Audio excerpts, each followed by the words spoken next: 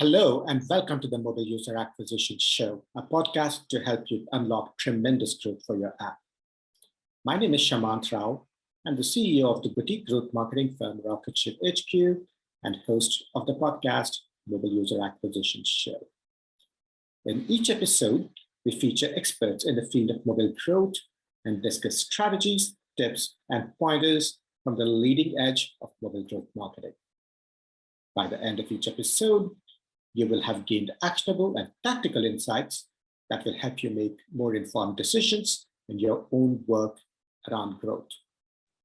The Mobile User Acquisition Show is produced by Meryl Vincent, Content Marketing Manager at Rocketship HQ. Our guest today is Daniel Riaz, and today's episode is a rebroadcast from our earlier podcast, How Things Grow. Previously, Dan managed mobile user acquisition at Zynga when Zynga started to shift its business from web to mobile. He then joined Lyft when they were in just 4 cities. At Lyft, he saw from close up the rise of the ride-sharing industry and its emergence as a widespread mass market phenomenon that it is today. Subsequently, when he was at 500 Startups, he worked with GrabTaxi in Southeast Asia, and he catalyzed the growth of ride-sharing in Southeast Asia. He later worked with the bike-sharing company Lime, where he helped drive the early adoption of bike sharing across multiple cities in America. Dan has been very close to the action from the very early days of ride-sharing and bike sharing. He brings some amazing stories from the early days, from the time when ride-sharing was practically at risk of being shut down by the law, to its rapid growth, to its being an integral part of our lives today. Today's episode features some crazy stories and very unique lessons from a unique time in the history of technology. And I'm excited to bring today's episode to you. Dan, welcome to the show.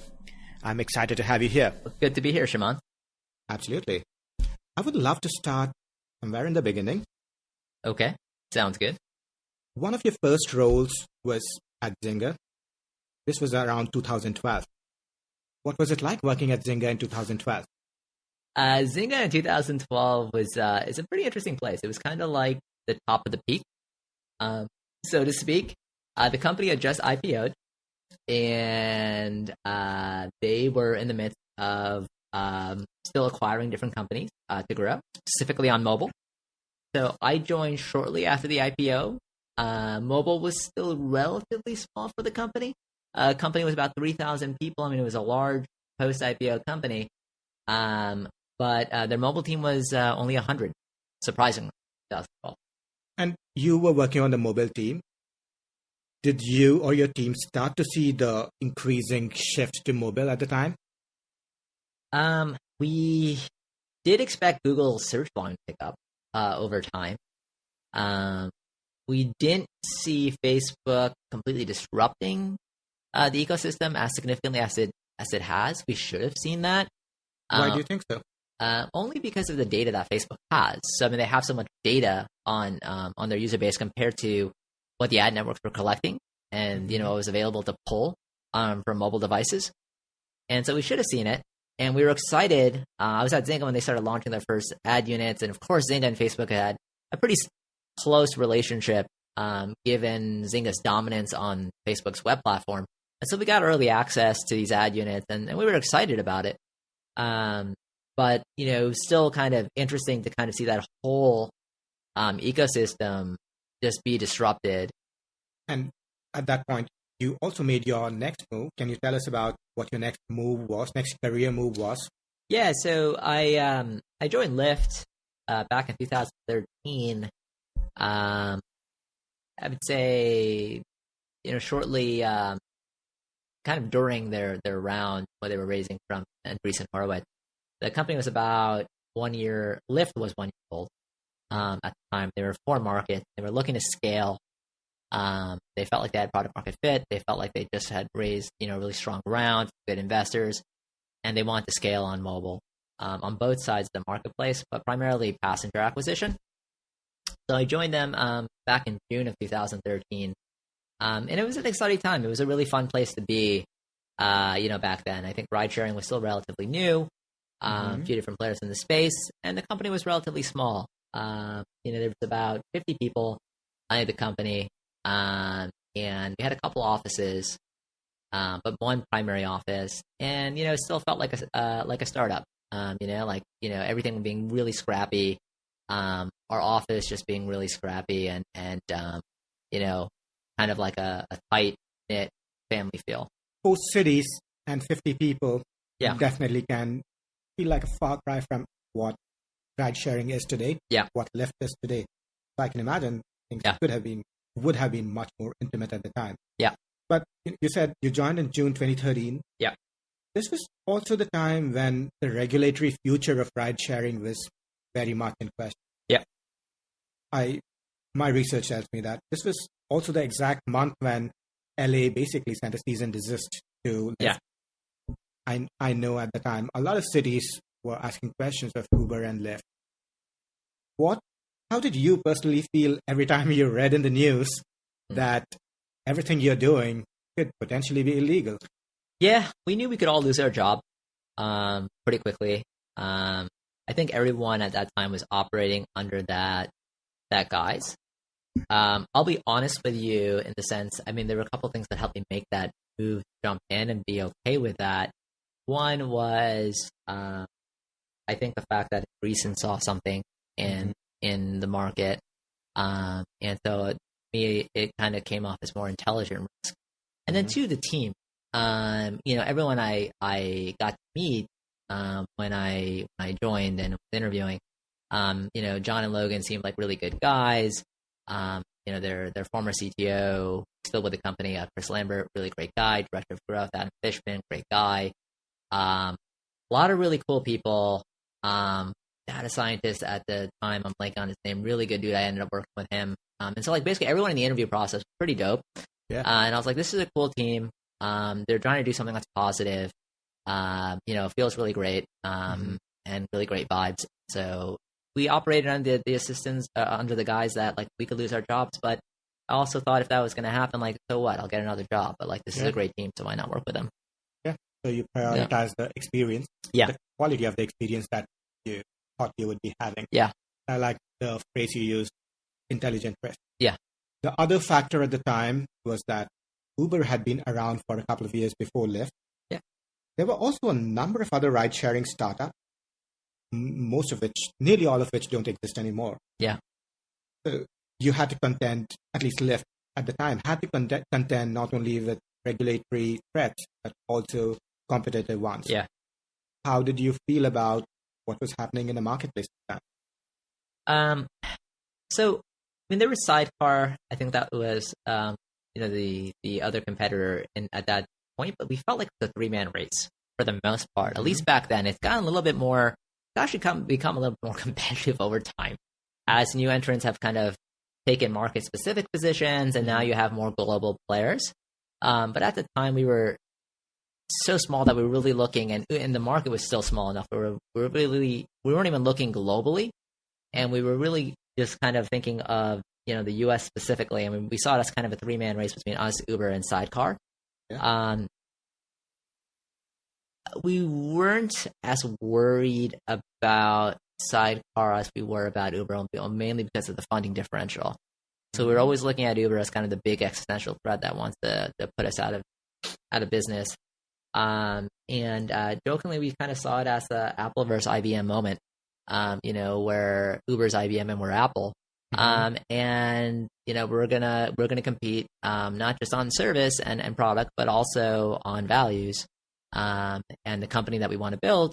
And something, that one of my mentors there told me is always let's build the company that you want to build. And so you should strive to make Lyft the company that you want it to be. And Lyft was in 4 cities when you joined. What was some of your early priorities as you joined? Early priorities were trying to figure out, how do we balance the marketplace, and how do we go about acquiring both drivers and passengers in a way that's efficient, as well as something that we can claim is ROI positive. And so one of the first things that I did, we had an LTV on our driver base, but one of the first things I did was trying to figure out what the LTV of our passengers were. It was really incredible to see because I was coming in from gaming, where you see like a 6-month lifespan and you see rapid decay. And if your game goes over 6 months and you have users that stick around past 6 months, you're happy. But it's a freemium model, and so most of your freemium users are going to decay out. If you look at your user base across everyone, not just your payers, you see a rapid decay across that user base. And so week over week retention, dropped really quickly. With Lyft, what was amazing to see was just that people just kept coming back. They just kept using the service. It was just really sticky.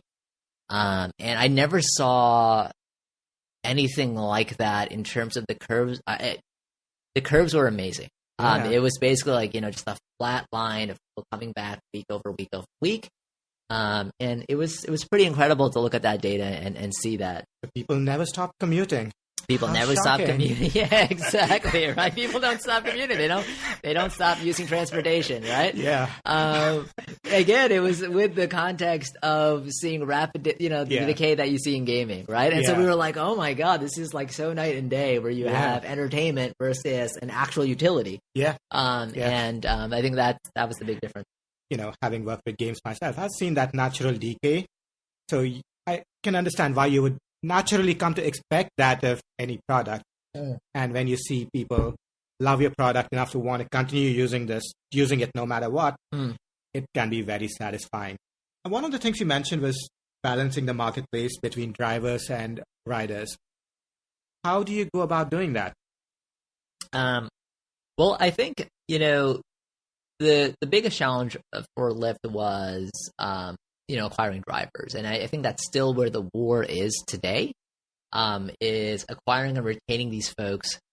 Given that now they have a lot of options across, different players. Uber is still like the biggest competitor in the US, but there are other like regional options, specifically in New York City with like Via and Juno and some of the other players. So you want to make sure that basically you want to optimize for supply is what I'm getting at when you look at the marketplace. You want to make sure when you acquire these folks and they actually go through the background checks and are able to get through the full application process, which has a decent amount of friction in it. That they're not sitting idle, right? And that they're able to make money. And so we solved this a couple ways. At one point we had like a guaranteed payout where, if you're active and you drive, even if there's not enough demand, we'll guarantee that you get a certain rate. Right. And so that guarantee that as long as they drove, they were going to make a certain rate, even if there wasn't enough demand at the time. So, but just drive, we're working on the demand, right? We're going to pay you a floor, right? That was one tactic that we used. We realized that quickly that was inefficient. And so we tried other stuff in terms of like, how do we increase demand, and get people just to try the product? We understood that once they tried it a few times, like it was sticky, that they were going to stick. And so to make the demand more frictionless, we worked on, essentially making it free for a little bit as like a promotion. And that really increased spike demand as well. And it was more cost effective than the floor. So we found a way basically to stop paying people a guaranteed rate and just, found different ways to spike demand pretty quickly such that our supply was active. Right. So you very strategically spiked your demand so you could meet supply. Yeah. The demand spiked your supply so you could meet demand and try to build a virtuous cycle that would feed off of itself. Yeah, essentially with the idea being if supply is happy, they're going to recommend other their friends and drivers, right? And as long as we could essentially make them happy, like I would say we did focus on both, but the priority was still to ensure that, supply was happy with, their experience. Yeah. And that makes sense because the more drivers there are, the less my ETA would be as a passenger. Yeah. The sooner I get a ride. Yep. And the more likely I am to come back. Yep. 100%. So, at this point, you guys were still small. You were in 4 cities. Yep. At what point of time did you think ride sharing could take off and become the widespread phenomenon that it has since come to be? Was there a specific inflection point? I would say probably when we raised our Series D and we were about to launch in 24 markets. We saw Uber taking off as well and kind of like trailblazing a little bit. But But back at the time when we were in 4 markets, we didn't see this. I don't think anybody necessarily saw, like, it was really. I mean, we pitched what we pitched out externally, but I think internally we weren't really sure that it was going to become the phenomenon that it is today. And for us, I think that changed over the course of 2013 as we just penetrated more markets. Right. I don't know if there was one single inflection point. I guess I would go back to the Series D for me, but I think over the year, as we penetrated more markets and as we became regulated in a lot of these cities, we slowly became to believe that ride sharing is here to stay. Yeah. Did you say you guys launched in 24 markets on a single day? Yeah. We did, and that was a big moment when we planned that launch, and it was. To be candid, we were still catching up with Uber. And so we wanted to show investors that, hey, we can actually gain ground really fast. And we can do big launches like this. So what was the preparation process behind launching in 24 cities on a single day? Because anytime prior to that, you guys had not done anything comparable. Yeah, we never gone that aggressive. And so it was a big challenge. There was a lot of prep work in terms of making sure that we had drivers to go in every single market, that the experience was still going to be good for all the passengers in these markets, and that we weren't going to get shut down in any of these markets, right? That they were all regulatory friendly. And so, it was a lot of coordination across like the ops team, the growth team, as well as like government relations team to ensure that we could launch in these markets with a consistent user experience that our consumers got in LA or San Francisco. Right. And in terms of generating the supply to build, to kick off the network in these markets, it was a lot of work in terms of sourcing the right drivers. And back then, I mean, and probably still to today, I would imagine, our founders wanted to vet every single founding driver that we had that we would, launch a city, because we knew that, hey, these guys are going to recommend their friends if they're enjoying the service and we're successful, and they're going to set the tone for the other drivers that, we onboard. And the driver experience and the driver is a core part of the product. Yeah. And so we were, very, very careful with who we allowed to be a driver. So you guys launched in 24 markets on a single day. Yep. Was the outcome of that big launch clear immediately? How did you guys assess how this big launch worked out? So I think the assessment was like any other individual market that we launched in. Like, are we seeing passengers actually take? And are we seeing repeat engagement amongst them? Right. And is our supply base, our driver base, are they active? Right. Are they continuing to drive? And are we seeing natural supply growth? Are we seeing organic pickup on both sides, essentially? And if we did, we were happy with it. And I think the overall outcome was pretty much successful. Yeah. We were allowed to operate in most of those markets. We might have had an issue in one or two, but it's successful for the most part. And so it was a pretty big moment of, hey, we were able to launch 24. Yeah. This is something we can do when operations and growth and government relations all work together. So, imagine what we can do further if we have more resources and we're aligned. Right. So the thinking was, okay, we had this product and service that people are happy with in 4 cities. Now we can execute this exact same process in 24 cities. Yeah. And if we can do that, we can do it anywhere. Yeah, we launched some markets, from between 4 to the 24 city launch. Of course, we launched the markets in between that. Okay. So we didn't go from like 4 to 28. Got it. We were already in the double digits before we did the 24 city launch. Okay. But we wanted to see if, we were going to prioritize a lot of long tail cities. Yeah. As well as some of the more populated cities. Yeah. Could we actually do that? Yeah. And could we launch it in all these markets? And we could. That was the short answer. Yeah. And was there a point when things from the regulatory point of view looked like they were all clear? There was, for the most part, probably different points of that. I will be honest with you in the sense that, I didn't work with government relations closely, so I just got like either to go ahead or we're good or we're not good to go in terms of advertising and growing our supply base and passenger base in those markets. Yeah. So I don't remember, any kind of like different inflection points of government relations being like, emphatic about, hey, this is possible, this is impossible. Yeah. All I can remember is, for the most part, we were good post-launch. Again, might have had like hiccups in one or two markets, but that was pretty much it. At the time, like we've spoken about, there were a number of other competitors, definitely tens of competitors in the US. Hardly any of them are around right now, at least the ones that were prominent in 2012, 2013, 2014. What do you think was some of the common mistakes that some of the smaller competitors made that led to their eventual demise? So in the US, I think, the primary competitor outside of Uber for us was Sidecar. And in terms of the mistakes they made, I would say probably one, they were slow to scale. Two, they didn't pull in probably enough resources fast enough would be, kind of something that I think about. I think the game of, if you're trying to build, a massive network that's going to need a huge amount of volume to hit profitability and to hit liquidity, like any marketplace, you need to move really fast. You need to bring in resources quickly. And you need to be able to kind of attract those resources outside of financial capital, human capital. Yeah. And I'm not sure if Sidecar was able to do that. My gut feeling tells me they weren't able to. Yeah. I don't know people who were interested in working for them back then. And I think that might just be a reflection of maybe the team and their initial backers. I think that makes sense, that if it's such a competitive market, you want to capture as big a share of the market as soon as possible. You want to scale quickly. Do you think ride sharing as a business could have supported multiple competitors?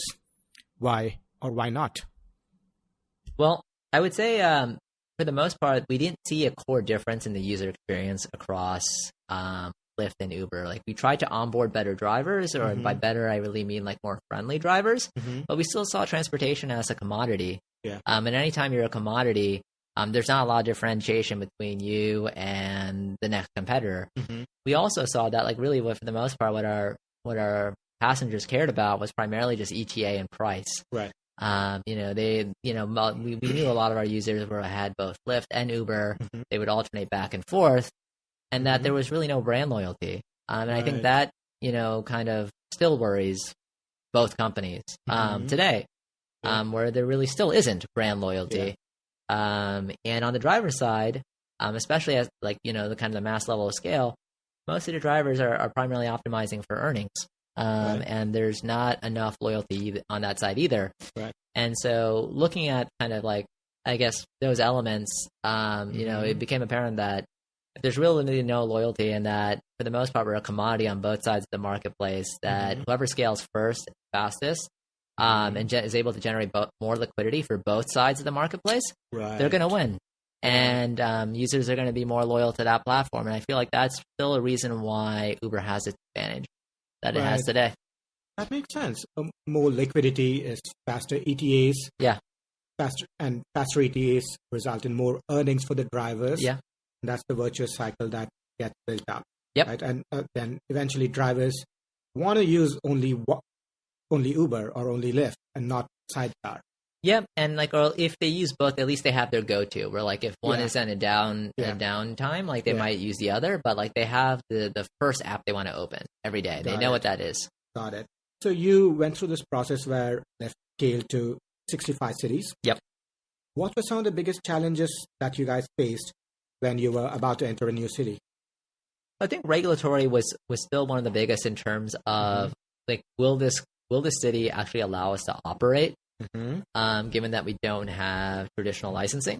And so that was probably the biggest, challenge. And then outside of that, it was building the driver base for that market. And outside of regulatory concerns, can we actually we have a playbook that can generate drivers that we feel would be good founding drivers for the company, that would create a good user experience, be able to do that in a relatively quick amount of time, such that we don't need to have a huge ground game or a physical presence in the city, so to speak, for too long.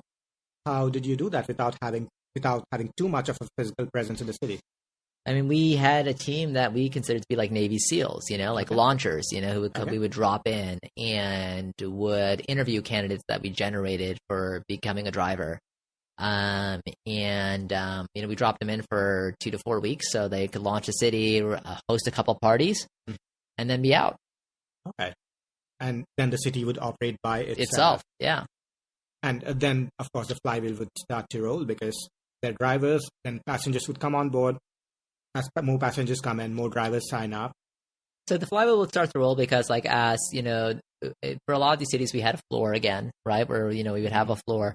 So we knew our drivers were going to get paid out something, regardless. So they were taken care of. Yeah. And more drivers would come. And for the main part, as long as we spiked demand, as long as we found ways to spike demand, and supply was active, that they would recommend to their friends, and the wheel would take off. How would you spike demand in a completely new city? We made it free. Oh, okay. Easy enough. There we go. We made it free for a couple of weeks. Enough. And I would imagine you also advertised. So yeah, we advertised aggressively, but we did make it free, and that was it was kind of this huge promotion that we had for new users. And what was amazing is when we looked at, so we did tests where we were like, okay, what if we make it free for a certain cohort of users versus not for the other? And then we looked at the retention once we ended the free period. Right. They were pretty much comparable. And so we were like, wow, this is amazing. They just need to try it a few times and it'll stick. So premium business. Yep. Effectively. Yep. Right. For the most part, as long as they try it. Yeah. When you're at 65 cities, I would imagine you have different data profiles for each of these cities. The frequency with which somebody takes a cab in New York is probably different from what it would be in a small town in Albuquerque, perhaps. So that would result in different retention curves, different LTV curves. So you would have a lot of complexity in your data. How did you deal with or manage with this complexity? This is it's actually a really good point, and it would lead to building audiences and different segments in terms of we know there's going to be like a high LTV crowd versus someone a more casual crowd. But I'll be honest with you, it wasn't a big. It became a stronger focus over time. But for the most part, in 2013, 14, we were in land grab mode. Yeah. So what we were optimizing for was liquidity in any given city. We weren't really concerned too much about, the different segments, the different audiences. Yeah. And the use case, as long as the market was generally liquid. So whereas if a passenger who could request a ride could get that ride within a short enough time, we were happy. So we looked at ETAs a lot. Right. Which makes sense because you don't want to micro-optimize a campaign just when you're launching. Just because there's so much data available, it doesn't mean it has to be necessarily made use of. Yeah, especially if you don't have the resources to do so, and especially if you're playing catch-up. You just have to basically, the main focus was entering in new markets. Exactly. Yeah, this reminds me of what one of the other interviewees on this podcast, Adam Lovallo, said. Yeah. He spoke about how Living Social was growing, in its early days. They could have segmented and broken down each city, or they could have just aggregated all of it and just focused on the main metrics. And they just chose not to break down each city as an individual segment, which they absolutely could have, but they just chose not to. Yeah, our one metric that we primarily focused on was ridership, right? How many rides were we doing every single week, right? And so I think that's what the company rallied itself around. We did look over time, became more and more granular and looking at cities, individual cities, and the liquidity in each city. But it wasn't a big focus back in 2013 and 14. Right. As long as you're hitting your key priority, which is ridership, you're moving in the right direction. 100%. And that was the focus. Yeah. And as you started moving into smaller towns, I would imagine the same online channels for advertising and attracting demand and supply wouldn't necessarily have applied in some of the smaller towns. How did your approach to growth change, if at all it did? So you're saying they would not apply because they're smaller? Or is that the question? I'm sorry. Because they're different. If you are running a game, if you are wanting to grow a game, you run Facebook ads targeted to all of America. Yeah. But if you are in 24 markets or 65 markets, including small town America, I don't know if Facebook ads is necessarily the best way to advertise. Yeah. I would say we found certain repeatable templates within Facebook and Google. Okay. I would say you're right, in small town America, you're not going to get, from an absolute standpoint, right, in terms of total amount of impressions that you generate, or the reach that you have, from an absolute standpoint, it's going to be a lot smaller. Yeah. As a percentage of the population, it may be comparable, actually, depending on the demographic mix in that area. Right. So it might be comparable, the reach in Kentucky might be, let's say, Albuquerque, Kentucky,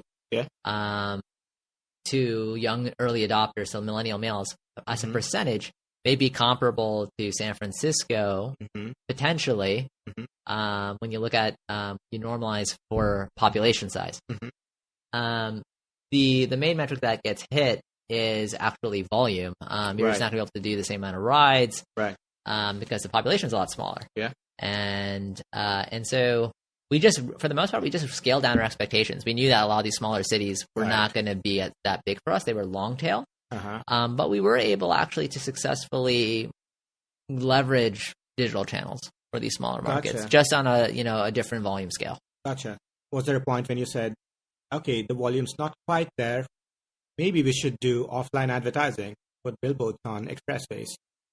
The billboards and that type of advertising is actually more effective in higher dense areas, because you just have more eyeballs, right, that are going to kind of see the billboard or the out-of-home advertising. So I don't think it's, it was never a part of the playbook in smaller cities.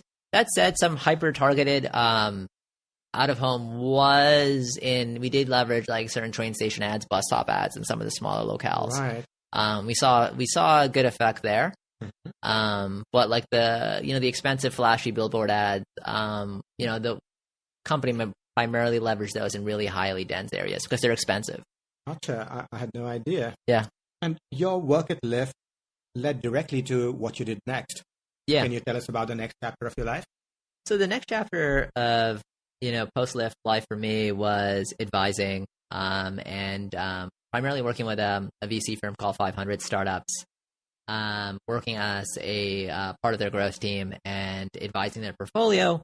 I got to work with about 50 or so startups directly, helping them with their growth, and got to play a big role in kind of like setting up their growth KPIs, their one metric, and just trying to help them with the right strategy, so to speak, in terms of making sure that they're moving in the right direction and that they're aligned with the right metric, I guess, and they're just focused on the right weekly activities.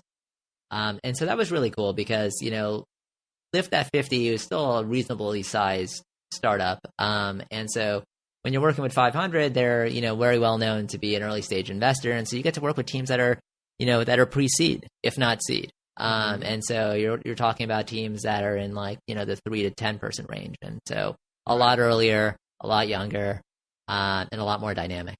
Right. So you started working with this wider variety of companies. So by this time, you had a bit of a reputation as the hyper-local guy. And your reputation led you to work with a ride-sharing company in a completely different part of the world. Can you tell us about that? Yeah, definitely. So I was lucky enough to actually work with a company called GrabTaxi out in Malaysia. It was via a growth marketing boot camp that we ran with 500 Startup called Distro Dojo. This was back in 2015. Funny enough, that pen you're actually using right now, that's from that trip. No way. Cathay Pacific? Cathay Pacific was the airline that I used. I don't know anyone in America that flies Cathay Pacific very often. I don't fly too much. I really like that pen. I like the way the ink rolls out. It's wonderful. It's really nice, and I've been using it ever since. But it's from that trip. Okay. And so I got to work with Grab for about 6 to 8 weeks, so a couple months. Really tried to help them with prioritizing, how to balance the marketplace on their side, and then where to focus on, what growth channels to focus on for demand and supply, and how to think about it. Tell us more about what the lay of the land was with Grab. What countries were they in?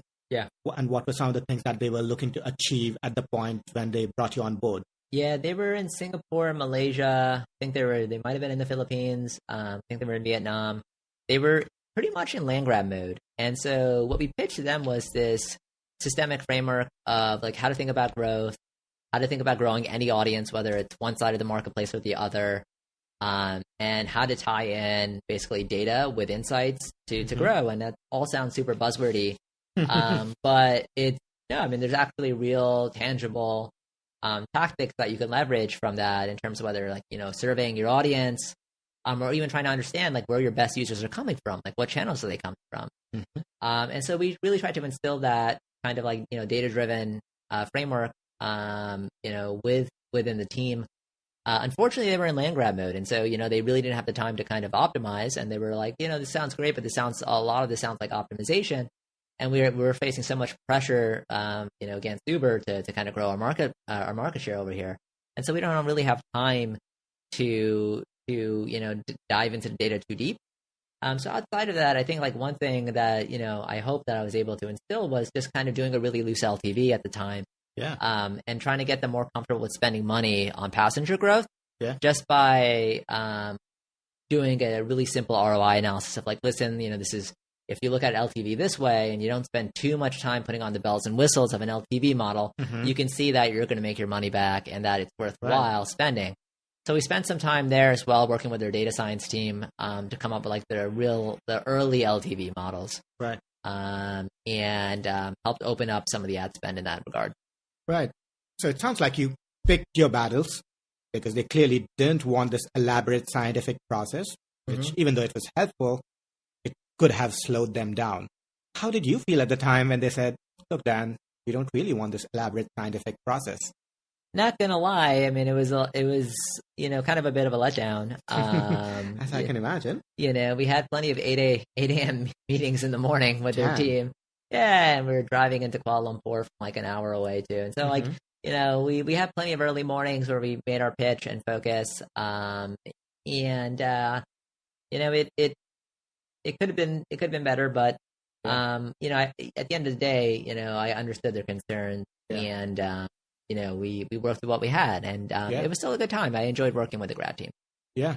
And, you still helped them move some of their metrics. You helped them become comfortable with spending money to grow. And I think it worked out well.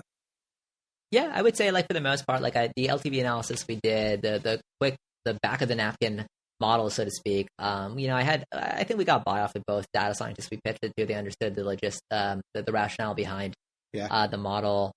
It enabled the paid acquisition team to kind of spend more money on different channels and then quickly measure whether, this was successful or not. And that opened the fire hoses for them. Great. And that's an amazing place at which to leave them when you stepped out of that project. Yeah, I'm the type of guy who's like, pretty self-critical though. I wish we could have done more. But it wasn't bad. Dan, you're a perfectionist, but you're very modest. Yeah.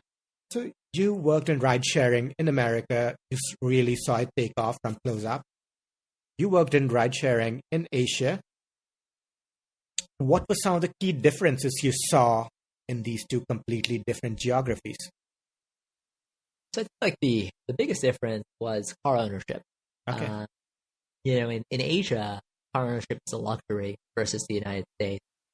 And so I think the incentives of why someone would drive, are very different. In Southeast Asia, I should say in all of Asia, it's luxury, but in a lot of parts of Southeast Asia, it is. Yeah. And so the owners aren't attracted by the same message of,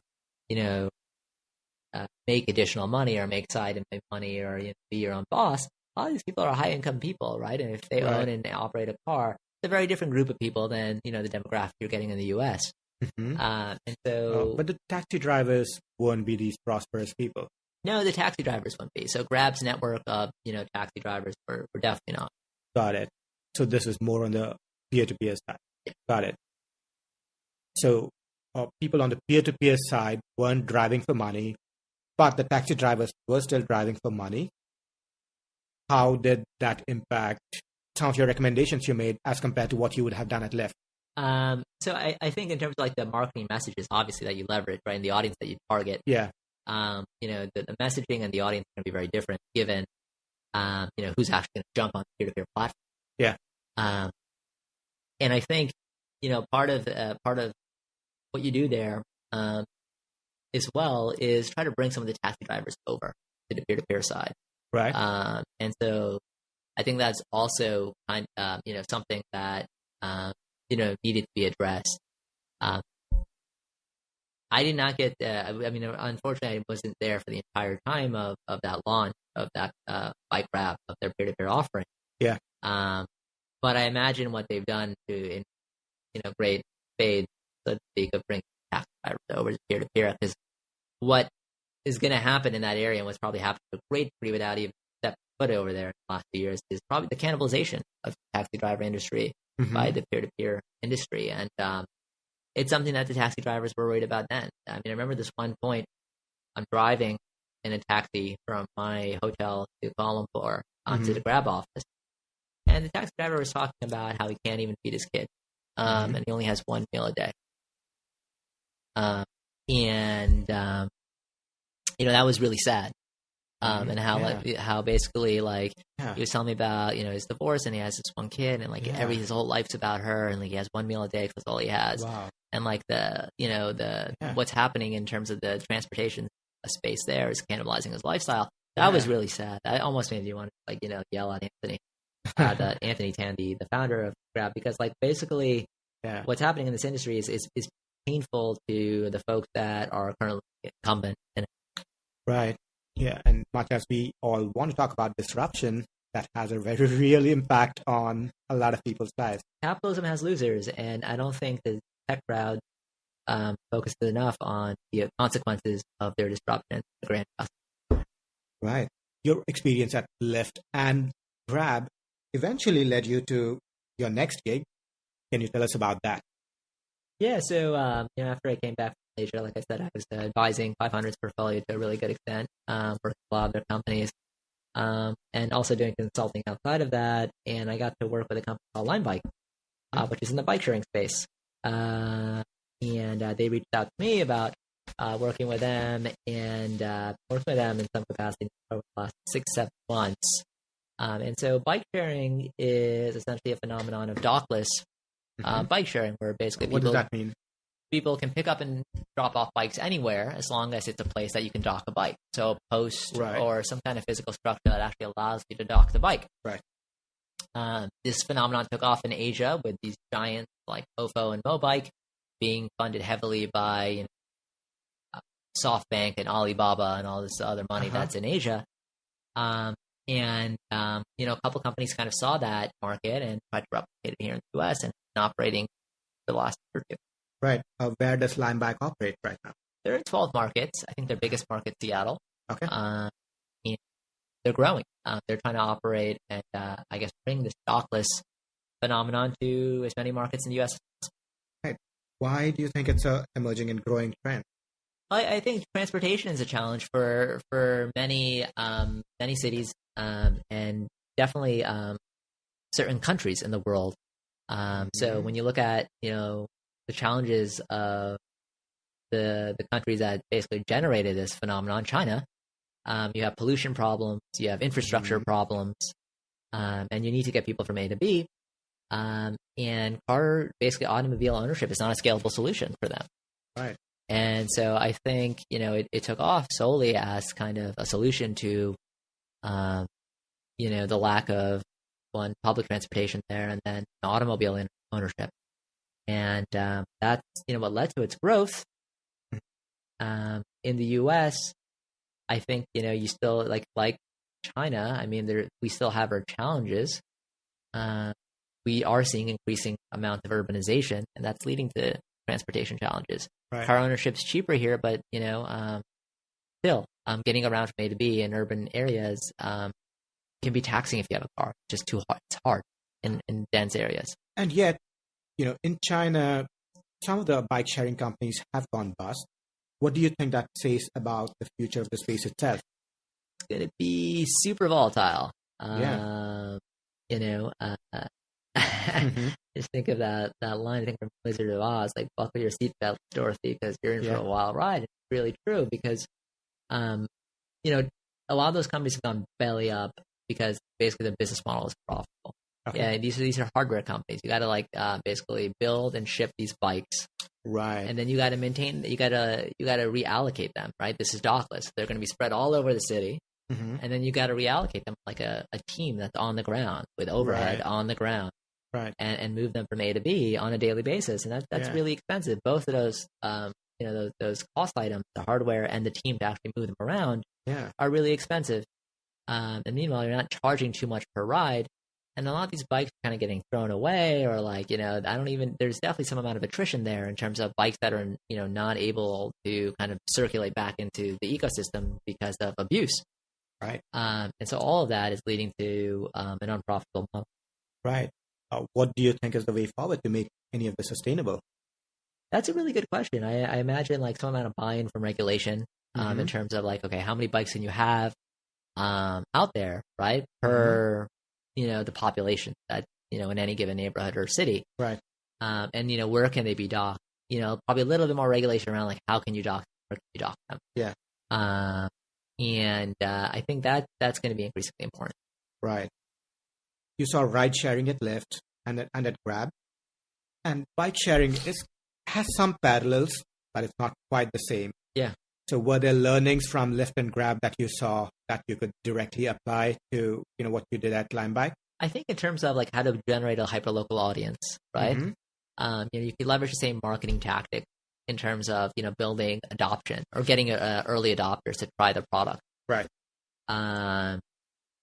Outside of that, it's a different use case. Bike sharing. I mean, you're basically talking about last mile. What does that mean? Last mile transportation, basically fulfillment on a very local level. What does that mean? Which means like what Postmates does in terms of delivering something from like A to B, like a restaurant to you, right? 1 or 2 miles away, within a 1 or 2 mile radius. So does that mean you have to be able to physically locate the bike easily? Yeah, because it means the person's only going to take that bike ride for 1 to 2 miles away. They're not going to take an Uber or Lyft ride that's like 4 or 5 or beyond, right? That's like a 10, 12-minute ride. That's going to go potentially up to 5 miles, if not longer. Right. The LimeBike rides are within they're meant for people who are traveling a shorter distance because they don't want to travel hours on the bike, right? Right. And so it's a very different use case in terms of how they're using it, right? They're going to only travel and use a bike ride if they think they're going to go a short distance. Right. So that's what I meant by last mile. Got it. And I would imagine that has implications for your docking station density in the city. Yep. Meaning you need to have such a level of density that you're basically always around, always within, 5 to 10 minute walking distance from a bike. Right. And when you were working with LimeBike, the data that you were tracking and optimizing for, how did you see it differ conceptually from, what you did at Lyft and Grab? Because at both Lyft and Grab, you were optimizing for liquidity. What were you looking at, when you worked with LimeBike? So I think LimeBike is still optimizing for the kind of Grab metrics of ridership. Okay. They are looking for, we did look into retention across different subsets of users to see how that's affecting ridership. Okay. But for the most part, their North Star is how many riders we have that are active. Okay. And then rides have given in any given month. They're still in this mode of basically proving out that this can be a thing here in the US. Right. I think there was less scrutiny with Uber and Lyft, given the fact that the taxi industry was already entrenched, and they basically proved out that people will take rides from somebody who can give it. Right. People need to go multiple miles, and they'll use a taxi or someone to do that. Give them a taxi that you can track and it's cheaper. Yeah, they'll definitely do it. Right. I think with bikes, the bike sharing space and even the dock centered bike sharing space, the use case that, whether the hypothesis of whether they'll actually be able to generate enough adoption to be a viable transportation solution for people living in Seattle or whatever market is still a question, because I don't think, you have a bike riding culture that's analogous to China as you do. I don't think the U.S. has proven out that it has a kind of culture centered around bike sharing, or centered around bike biking. Sorry, I'm trying to get this out. I'm trying to get this thought out that essentially the habit of biking is not ingrained in the US as much as it is in China and Asia. Right. Yeah. I mean, you and I live in Brooklyn, so we see a lot more biking than is probably prevalent in most of America. Yeah. So this is very much a challenge of changing a consumer habit. Yeah, and biking is also, I mean, it doesn't play well in winter and in cold and in certain parts of the country. Right. And so it's a lot less ubiquitous than ride sharing, where you can take a ride in whatever weather, right? You can get there. And if anything, ride sharing is more prevalent. It benefits from the crappy weather. So like you notice that like people will take a Lyft and Uber if it's raining. Right. Yeah. Yeah, that makes sense. So you worked with LimeBike, you helped them expand, you helped them grow. So how did you find LimeBike's playbook for launching in a new market different from what you did at Lyft or perhaps at Grab? So, I mean, in regards to the playbook, wasn't a part of like, everything that the company's done, but primarily focused on how to leverage digital channels across both paid and organic channels to kind of seed early adopters within different zip codes and different cities, so different neighborhoods, and tried to figure out like, which channels can help them seed, their list growth and their social audiences. And how did they get those folks to actually adopt over time? Right. There's only one side, so on the consumption side. Right. And were there things that surprised you when you worked with LimeBike to help them get into multiple cities thus far? The biggest challenge right now is actually topography, and that should be not a surprise. But I mean, like in terms of having people take rides from uphill is not going to happen on a bike, and that affects retention. Right. And so I think like the biggest challenge is kind of dealing with the topography, because that affects deployment, that affects growth from a whole standpoint. Deployment's basically top of funnel for this company. Right. How do you deal with that? Where the company wants to go is motorized bikes that not have to deal with. Right. So that's one solution. And then two, you have to get tighter on reallocation. What does that mean? Moving the bikes around, such that if you can get users to go, moving the bikes around in places where they can use the bikes and not kind of face these topographical challenges. Which would mean? So if there are certain areas where, even if they're popular as commuting paths, if there's like a hill in the way, people aren't going to want to bike uphill, right? So then moving the bike to an area that's flat, allocating, focusing on neighborhoods that have less challenges from a topography standpoint. Got it. Which would mean not having docking stations at places where that would involve uphill paths. Or well, not moving the bikes there, because the company doesn't have docking stations, but like not moving bikes in commuting pathways or neighborhoods. Okay. Where to go from the residence to wherever they're trying to commute to, they're going to face hills, or they're going to face a lot of topographical challenges. Right. So, So there are no docking stations, and the bikes have to be physically moved. And so trying to reallocate the bike to neighborhoods where at least the consumer pathway for getting the bike from the residence to the city would be a lot flatter, would be less riddled with hills and things of that nature. Right. And unlike Lyft, it sounds like this would require a significant local presence. Yeah, when you have dockless bikes, and that's a challenge. Got it. I've always been curious, though, what happens if there are multiple bike-sharing companies in a single city? Is that a problem? How do you think about that? I mean, it depends on how the city wants to regulate it. Okay. And some cities actually give kind of exclusivity to certain players. But it can get messy, clearly, because all of a sudden you have like multiple bikes, you have thousands of bikes, multiple players. Yeah. And so I don't think each city has kind of come up with its solution yet. I think they're kind of catching up to, what they're seeing. Yeah. New York, I know there is just City Bike at this point. Do you anticipate some of the bike sharing companies coming into New York going forward? My understanding they're already looking to kind of give out an exclusive agreement with one of them. I don't know which one it's going to be, but got it. Right, Dan, I know we are brushing up against the end of our time together today, and I think this would probably be a good time to wrap up. I want to take a moment to say thank you for sparing your time. Also, this sparing the space in your lovely apartment in Brooklyn. It's been amazing. It's been great. Happy to do it, and not a problem. Wonderful. Before you leave, could you tell us where people can find out more about you and tell us more about what you do right now? Yeah. So run an agency. We're a two-man shop right now. Help working primarily with e-commerce startups, but also other B2C startups with their entire growth funnel. So you can find us on scaleuplabs.io. Learn more about us there. We primarily work with consumer-facing startups, mostly e-commerce, but some non-e-commerce as well. And outside of that, we are working on our own e-commerce vendors. So that's part of the reason why we work with a lot of e-commerce startups, because strategically it's really selfish for us because we're working on our own ventures, and so the learnings that we generate on our own knowledge definitely cross-pollinates across everything we do. And so if you're an e-commerce startup or entrepreneur, definitely reach out to me. Wonderful.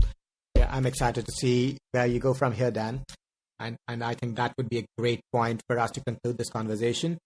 Thanks so much again, Dan. We're going to have to hang out again. Yeah, it's been great. Thanks for having me. Thank you. Bye-bye. For more tips, pointers, and strategies from the leading edge of mobile user acquisition, subscribe to our YouTube channel right here, or check out our blog, rocketship.hq.com/blog.